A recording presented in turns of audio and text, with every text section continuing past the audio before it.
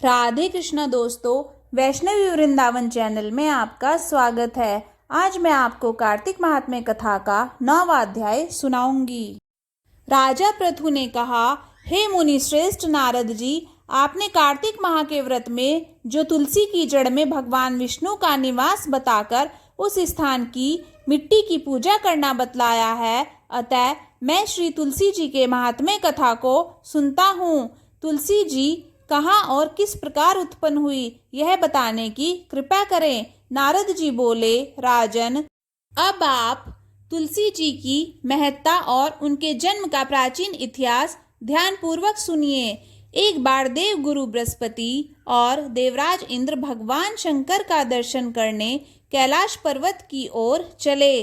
तब भगवान शंकर ने अपने भक्तों की परीक्षा लेने के लिए जटाधारी दिगंबर का रूप धारण कर उन दोनों के मार्ग में अवरोध उत्पन्न किया। यद्यपि वह तेजस्वी, शांत, लंबी भुजा और चौड़ी छाती वाले गौरवर्ण अपने विशाल नेत्रों से युक्त तथा सिर पर जटा धारण किए वैसे ही बैठे थे, तथापि उन भगवान शंकर को न पहचान कर इंद्र ने उनसे उनका नाम व धाम आदि पूछते हुए कहा कि क्या भगवान शंकर अपने स्थान पर हैं या कहीं गए हुए हैं। इस पर तपस्वी रूप भगवान शिव कुछ नहीं बोले।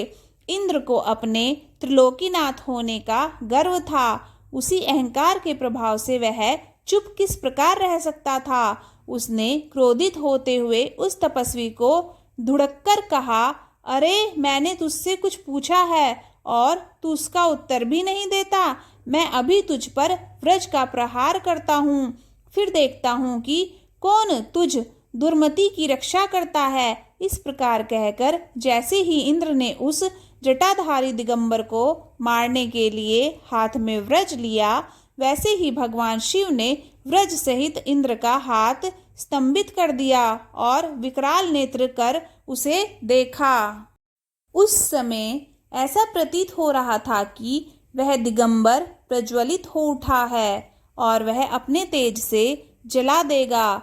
भुजाएं स्तंभित होने के कारण इंद्र दुखित होने के साथ साथ अत्यंत कुपित भी हो गया, परंतु उस जटाधारी दिगंबर को प्रज्वलित देखकर बृहस्पति जी ने उन्हें भगवान शंकर जानकर प्रणाम किया और दंडवत होकर उनकी स्तुति करने लगे। बृहस्पति भगवान शंकर से कहने लगे, हे दीनानाथ, हे महादेव, आप अपने क्रोध को शांत कर लीजिए और इंद्र के इस अपराध को क्षमा कीजिए। बृहस्पति के यह वचन सुनकर भगवान शंकर ने गंभीर वाणी में कहा, मैं अपने नेत्रों से निकाले हुए क्रोध को किस प्रकार रोकूं।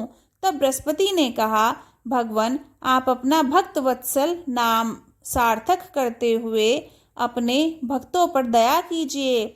आप अपने इस तेज को अन्यंत्र स्थापित कीजिए और इंद्र का उद्धार कीजिए। तब भगवान शंकर गुरु बृहस्पति से बोले, मैं तुम्हारी स्तुति से अत्यंत प्रसन्न हूँ। तुमने इंद्र को जीवन दान दिलवाया है। मुझे विश्वास है कि मेरे नेत्रों की अग्नि अब इंद्र को पीड़ित नहीं करेगी। बृहस्पति से इस प्रकार कहकर भगवान शिव ने अपने मस्तक से निकाले हुए अग्निमय तेज को अपने हाथों में ले लिया और फिर उसे क्षीर सागर में डाल दिया।